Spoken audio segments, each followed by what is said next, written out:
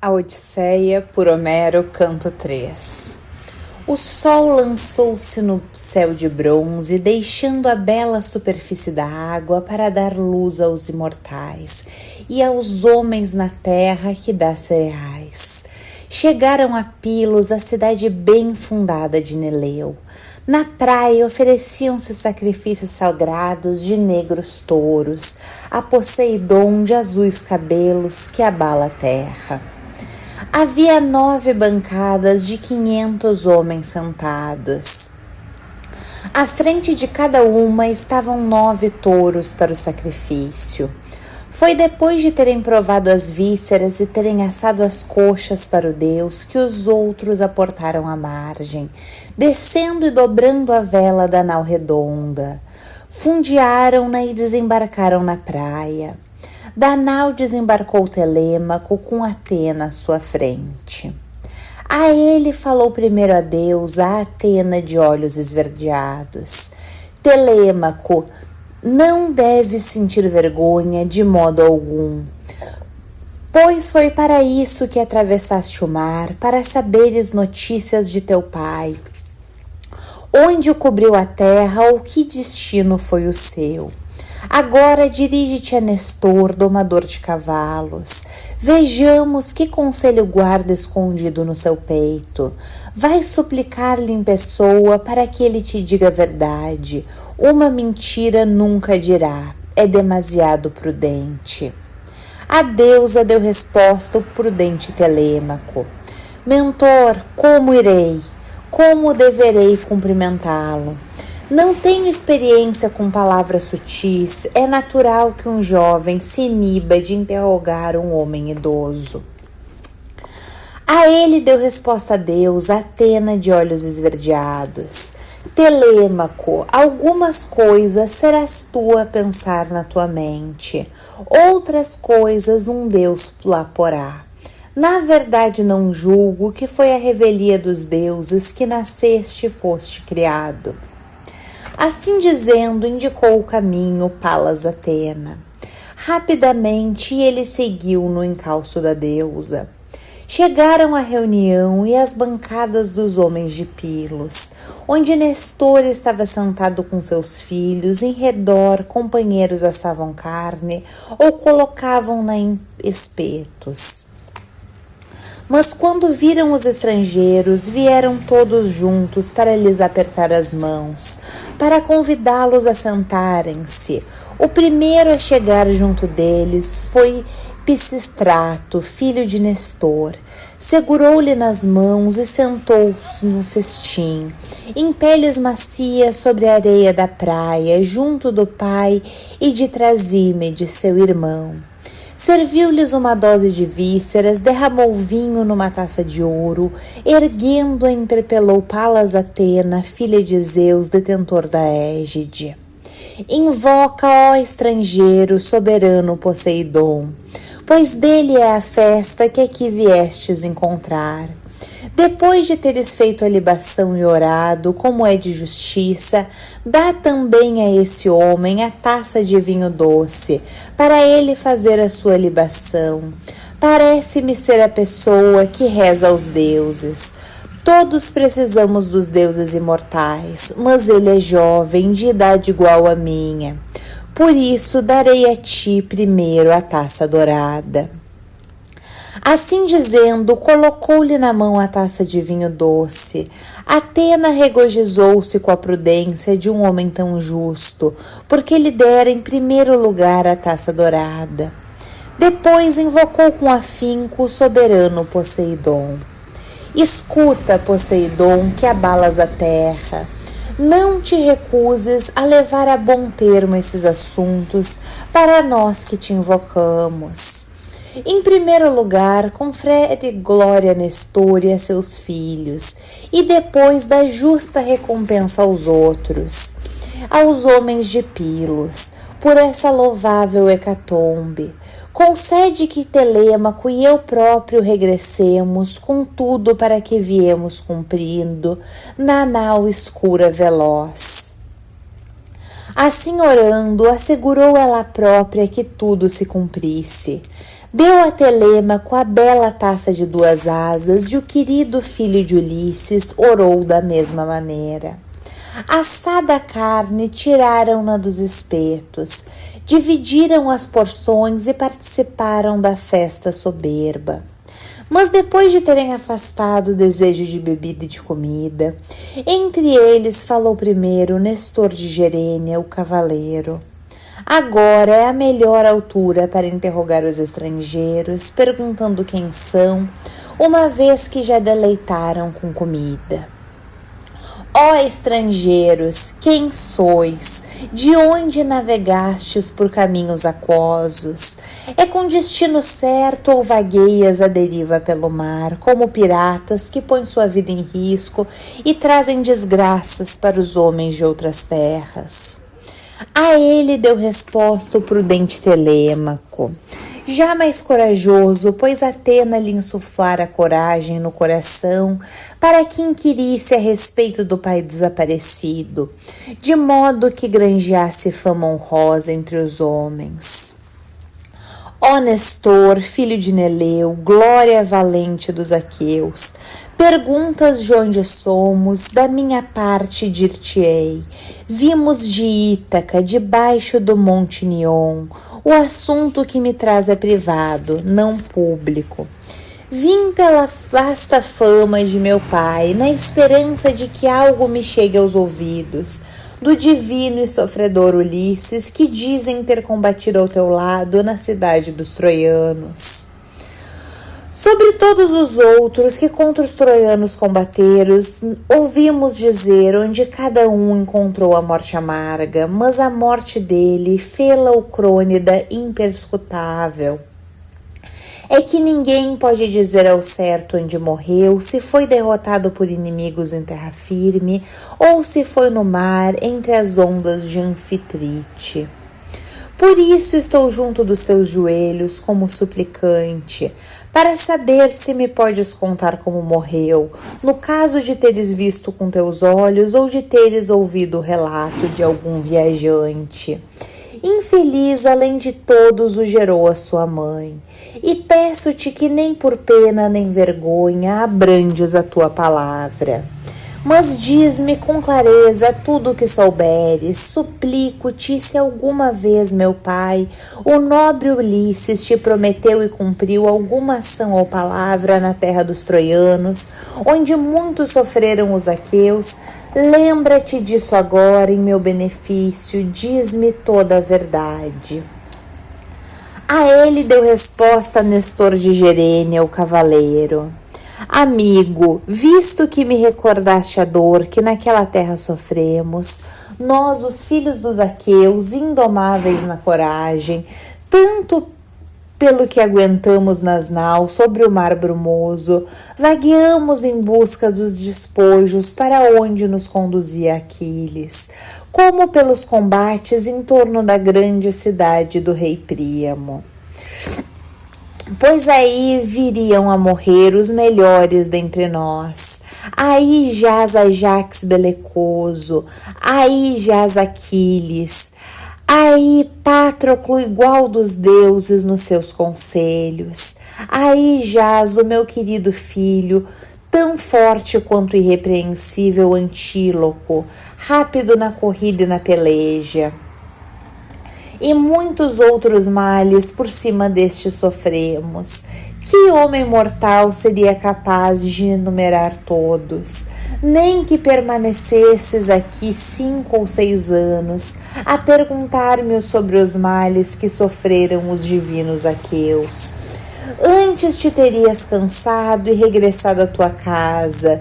Durante 9 anos pelejamos a desgraça dos troianos com dolos de toda a espécie, coisa que a custo o crônida cumpriu. Lá não havia outro que se comparasse com Ulisses em conselho, porque enquanto estava o divino Ulisses acima de todo em dolos de toda a espécie, teu pai se é na verdade mesmo seu filho, mas toma-me o espanto ao contemplar-te, pois suas palavras são semelhantes às tuas. Ninguém diria que um homem tão novo falasse com tanto propósito. Lá, durante aquele tempo, nunca eu e o divino Ulisses nos contradissemos em público ou em reunião privada, mas como que de um espírito, com reflexão e bons conselhos, indicávamos aos argivos como poderiam agir da melhor maneira. Quando saqueamos a cidadela de Príamo, fomos para as naus de um deus dispersou os aqueus. Nesse momento, Zeus planejou em seu coração um regresso doloroso para os argivos, pois nem todos tinham sido sensatos nem justos. Destes houve muitos que tiveram um destino terrível devido à ira destruidora da deusa de olhos esverdeados, filha de poderoso pai. Foi ela que abriu o conflito entre ambos os filhos de Atreu. Estes chamaram para a assembleia todos os aqueus, de modo irresponsável e desordenado ao pôr do sol. Para lá se dirigiram pesados de vinhos, filhos dos aqueus. Ambos explicaram por que tinham convocado o exército. Então Menelau disse a todos os aqueus que pensassem no regresso a casa pelo vasto dorso do mar. Mas de forma alguma agradou a Agamenon, que queria reter o exército para oferecer sagradas hecatombes, para que serenasse a ira terrível de Atena. Estulto, pois mal sabia ele que não convenceria a deusa. Não é logo que se muda a mente dos deuses, que são para sempre. Ambos de pé trocaram palavras agrestes, mas levantaram-se com grande estrondo os aqueus de belas Quinêmides, divididos na deliberação que lhes agradava. Passamos a noite a remoer pensamentos duros uns contra os outros. Zeus preparava a dor da desgraça. Ao amanhecer, alguns embarcamos nas naus sobre o mar divino, com bens e mulheres de formosa cintura.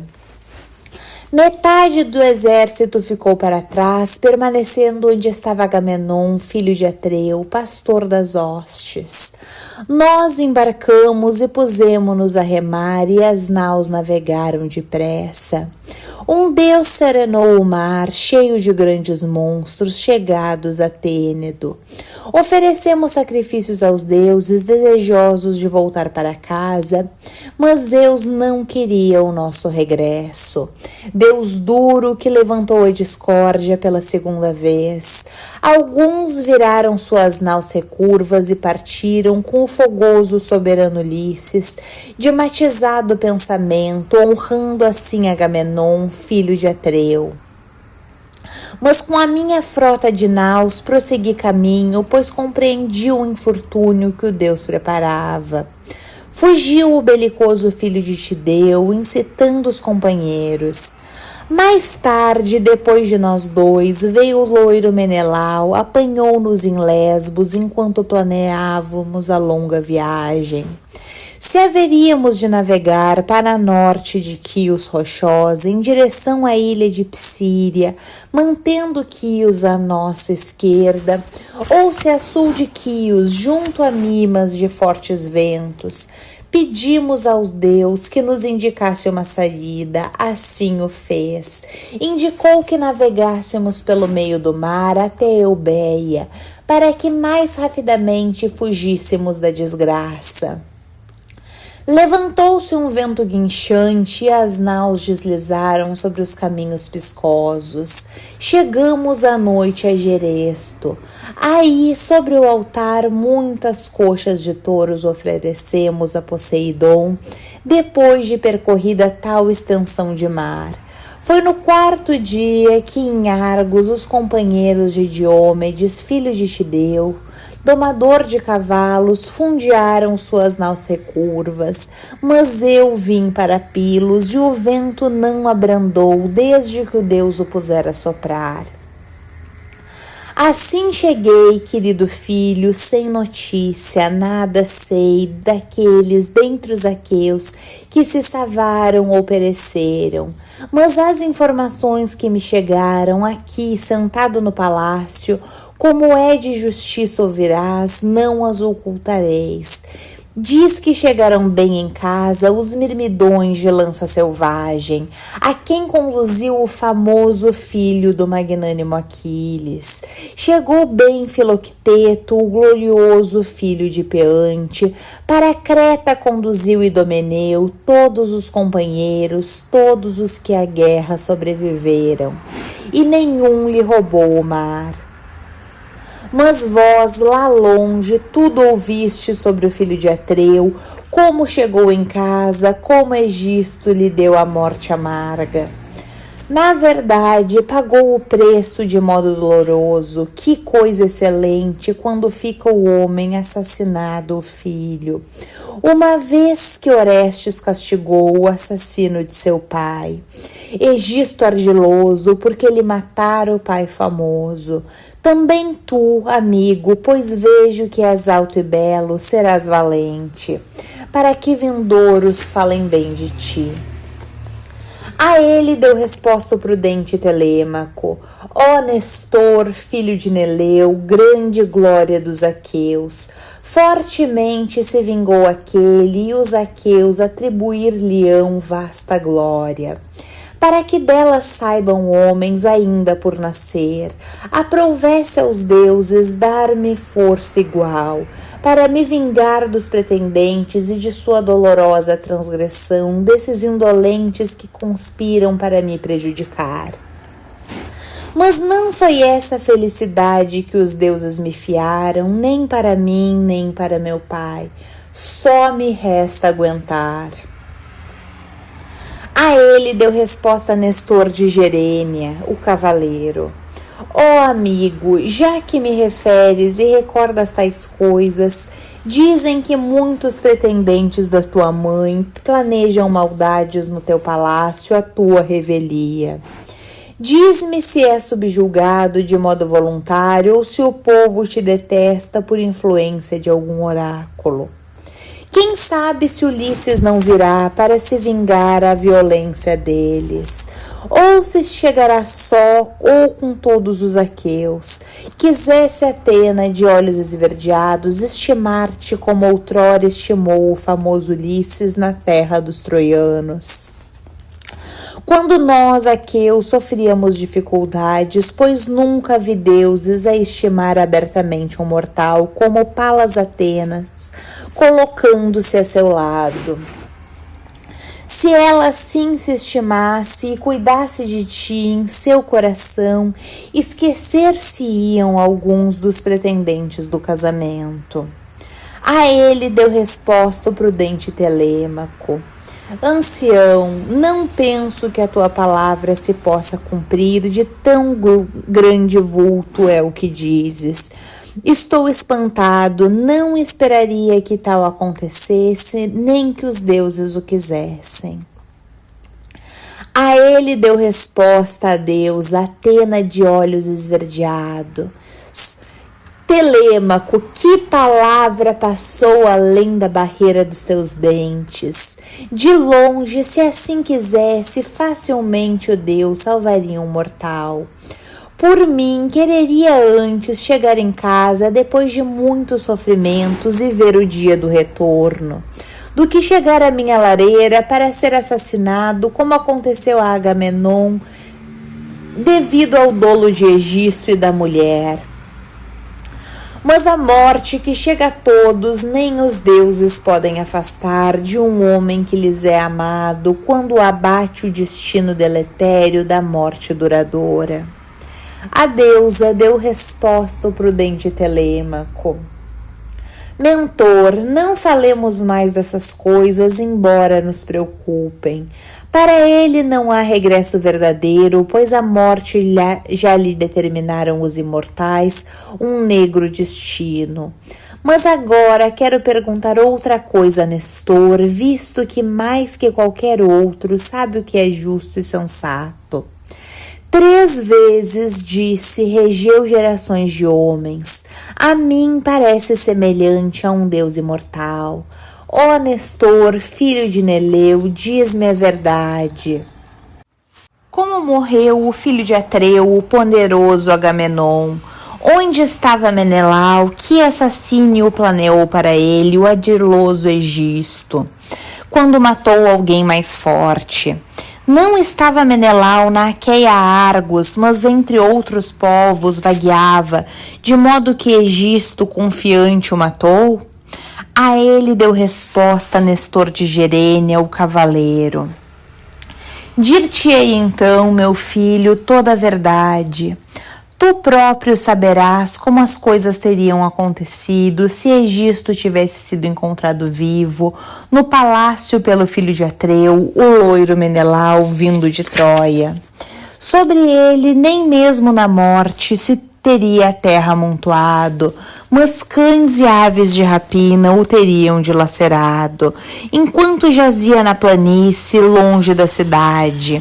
E nenhuma das mulheres aqueias o teria lamentado, não foi pequeno o ato que concebeu. Nós estávamos acampados lá em Troia a sofrer na batalha, enquanto ele, num recesso de Argos, apacentadora de cavalos, seduzia com palavras a esposa de Agamenon. A princípio recusou-se ela a qualquer ato impróprio. A nobre Clitemnestra, pois tinha bom senso e tinha junto de si um Aedo, a quem ordenara Agamenon que guardasse a mulher quando foi para Troia. Mas quando por fim o subjugou o destino divino, foi então que Egisto levou o Aedo para uma ilha deserta e lá o deixou para ser alimento e presa de aves de rapina. E a rainha, embora contra a vontade dela, levou-a para casa. E muitas coxas queimou nos altares sagrados dos deuses, muitas oferendas colocou, tapeçarias e ouro, depois de ter cometido o grande ato que nunca esperara em seu coração.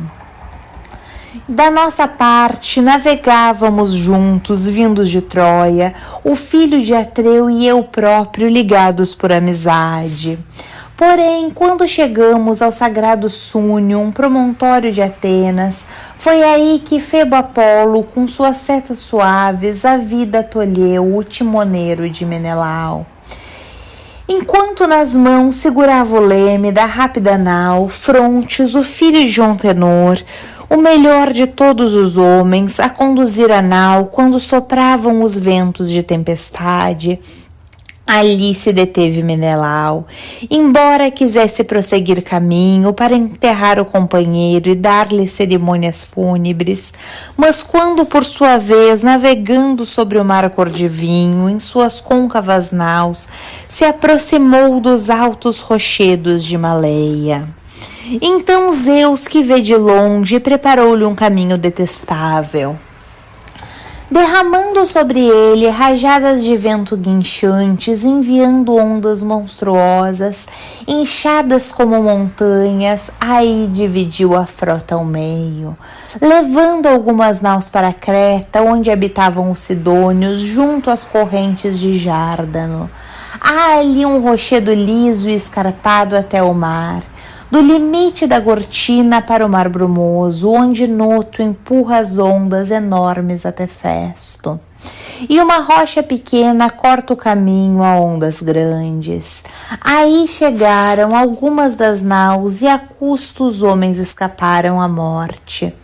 Mas as ondas despedaçaram as naus contra as rochas.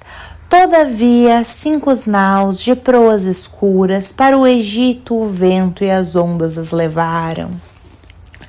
Assim Menelau por aí vagueou com suas naus, reunindo abundantes víveres e ouro, entre homens de estranhos modos.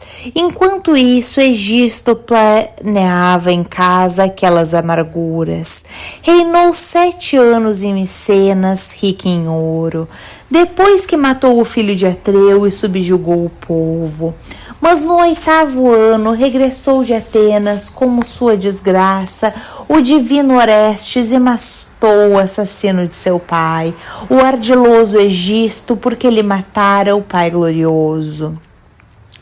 Depois de matá-lo, preparou para os argivos um festim por ocasião do funeral da mãe odiada e do vil Egisto. Nesse mesmo dia chegou Menelau, excelente em auxílio, trazendo muitas riquezas, a carga que vinha nas suas naus. Por isso tu, ó amigo, não te ausentes muito da tua casa, deixando para trás bens e homens no teu palácio, tão insolentes para que eles não devorem tudo que é teu e dividam entre si os haveres. Em vão teria sido essa viagem. Mesmo assim, digo-te que te dirijas para junto de Menelau. É que ele foi quem mais recentemente regressou para casa, de junto de um povo, de onde ninguém em seu coração esperaria regressar.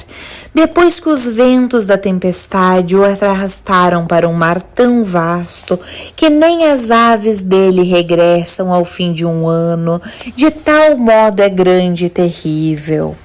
Vai agora com a tua nau e teus companheiros, mas se desejas ir por terra, tens aqui carros e cavalos, aqui tens meus filhos que te servirão de guias, até a divina Lacedemônia, onde vive o loiro Menelau. Vai suplicar-lhe em pessoa para que te diga a verdade.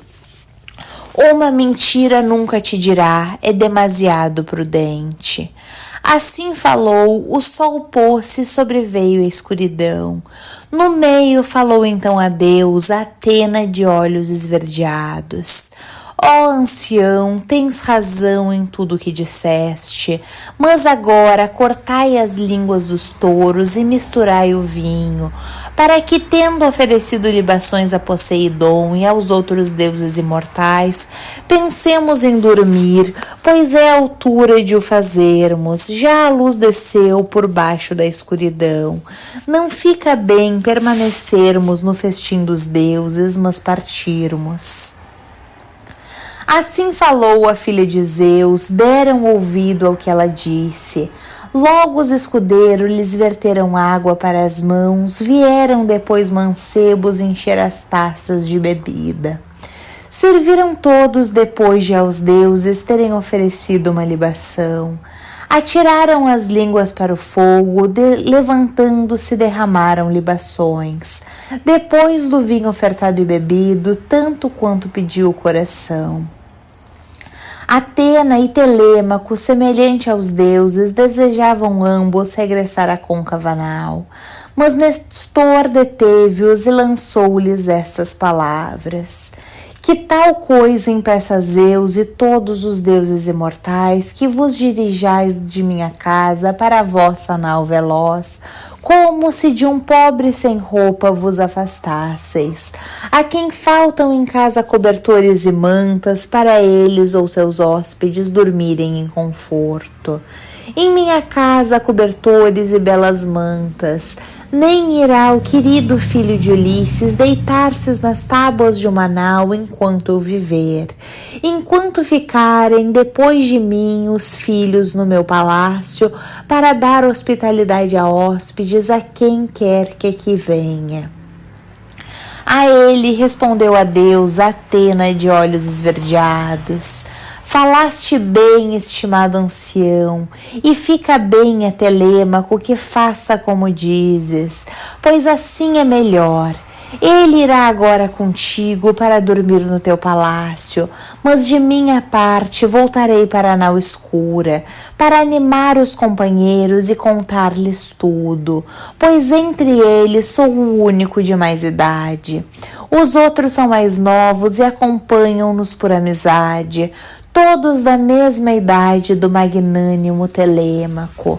Lá me deitarei na nau escura e côncava, mas ao amanhecer irei ter com os magnânimos calcônios, onde me devem uma dívida que nem é nova nem pouca.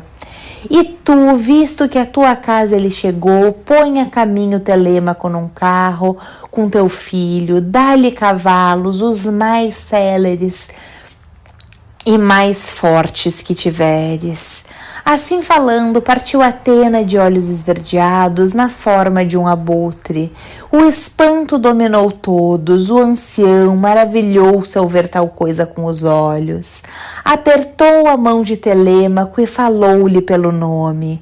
Amigo, não serás covarde nem desprovido de valentia, se na verdade tão novo os deuses são teus guias. Esse não foi outro dos que tem morada no Olimpo, que não a filha de Zeus, a gloriosa Tritogênia, a mesma que honrou teu nobre pai entre os argivos. Sê favorável, ó soberana, concede-me nobre fama a mim, a meus filhos, a minha esposa veneranda, e para ti sacrificarei uma vitela de ampla testa indomada, que nunca nenhum homem pôs sob jugo, sacrificar-la-ei com os chifres ornados de ouro. Assim falou orando, ouviu o Palas Atena, liderou-os Nestor de Gerênio, o cavaleiro, aos filhos e aos genros até o belo palácio. E quando chegaram ao palácio suntuoso do rei, sentaram-se enfileirados em cadeiras e tronos. À sua chegada, misturou-lhes o ancião uma taça de vinho doce. No 11º ano que a governanta abrira, quebrando-lhe o selo, foi esse o vinho que o ancião misturou, invocando Atena e com muitas libações a ela, filha de Zeus, detentor da égide. Vertidas as libações, beberam quanto lhes pediu o coração, depois cada um dirigiu-se à casa para descansar. Mas Nestor de Gerênio, o cavaleiro, deitou ali mesmo.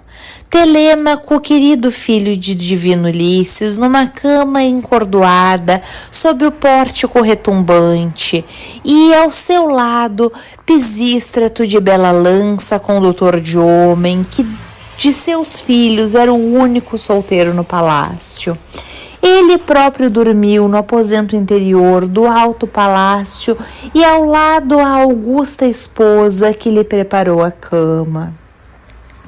Quando surgiu a que cedo aponta a aurora de róseos dedos, levantou-se da cama Nestor de Gerênia, o cavaleiro, e sentou-se nas lajes resplandecentes, as que encontravam as suas altas portas, brancas, brilhantes de cera. Fora aqui que se sentara Neleu, igual dos deuses nos seus conselhos, mas agora, dominado pelo destino, já partira para o Hades. Aqui se sentou Nestor de Gerênia, guardião dos aqueus, de cetro na mão. Em seu redor reuniam-se os filhos, vindos de seus quartos, Equefronte, Estrácio, Perseu e Areto. Assim como o divino Trasímedes, em sexto lugar veio depois o herói Pisístrato, junto ao qual sentaram o divino Telêmaco. Para eles começou a falar Nestor de Gerênia, o cavaleiro. Depressa, queridos filhos, satisfazei meu desejo, para que dos deuses propicie em primeiro lugar Atena, que se manifestou por ocasião do rico festim do Deus. Que alguém vá à planície buscar uma vitela e que depressa o animal até aqui venha, conduzida por um boieiro. E que outro se dirija à escura nau do magnânimo Telêmaco e aqui conduza os seus companheiros, lá deixando somente 2. E que outro ainda chame até aqui o ouvires Laérces para dourar os chifres da vitela. Vós outros permanecei aqui, ordenai às servas lá dentro que preparem um festim glorioso no palácio, que tragam assentos, lenha para o altar e água límpida.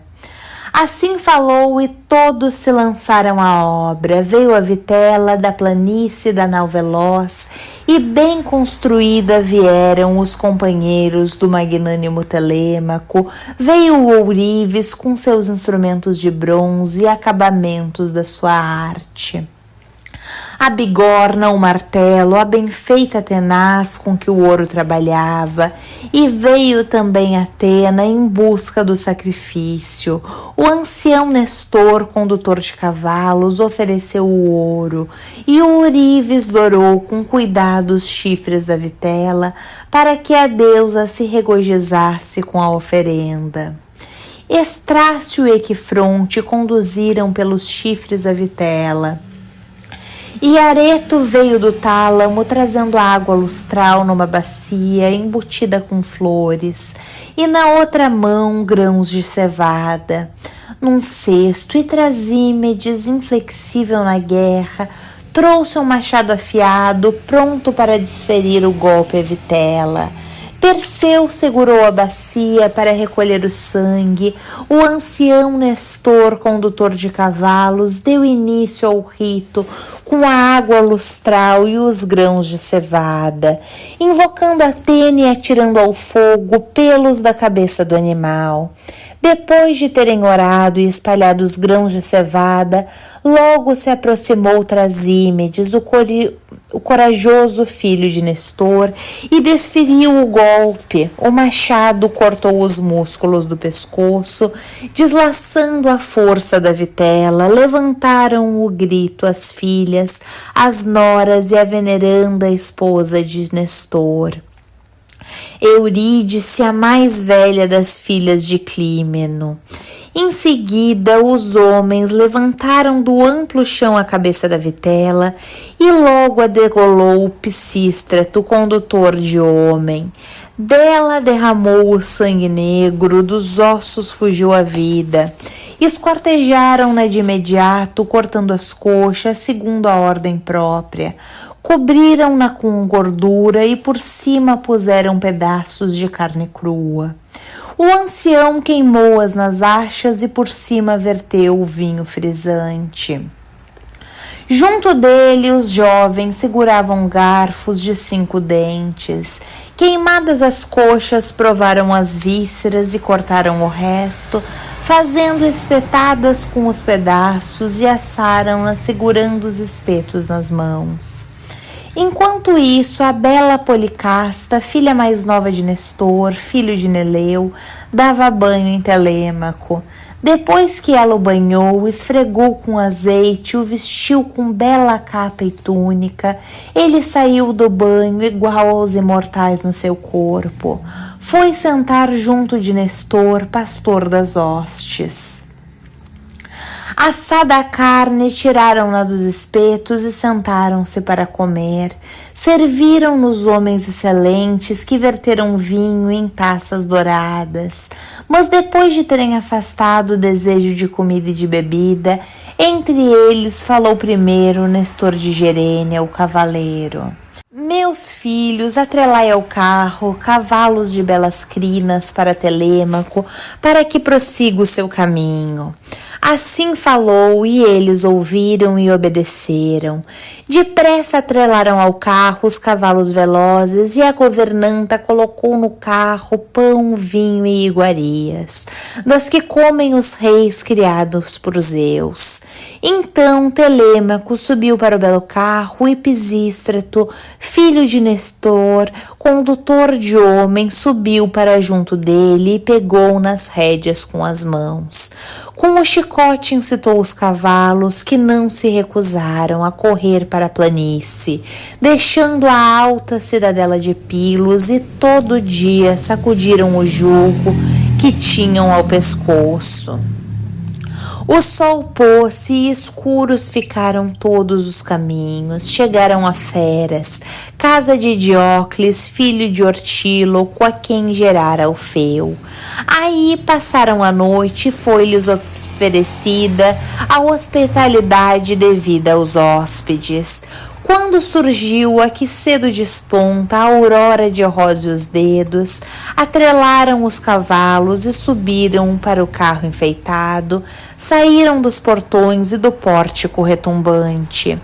Com o chicote incitou os cavalos, que não se recusaram, a correr para a planície que dá trigo, de onde em seguida prosseguiram caminho, pois assim os cavalos os levavam. O sol pôs-se e escuros ficaram todos os caminhos. Final do terceiro canto, retorno assim que possível com o quarto canto.